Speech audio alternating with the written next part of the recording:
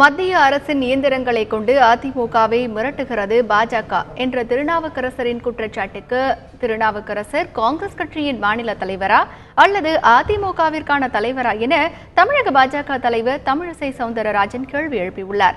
இருவரின் கருத்துக்களையும் தற்போது பார்க்கலாம்.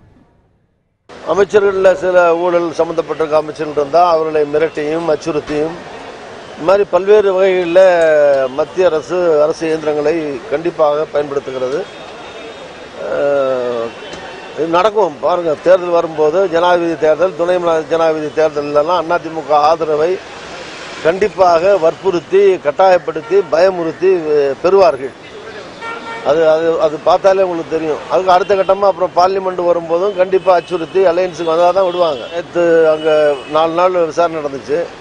இன்னைக்கு காலையில் ரிமாண்ட் பண்ண உடனே நைட்டு இங்கே உடனே பேச்சுவார்த்தைக்கு காலம் கணிந்து விட்டதுங்கிறாங்களே.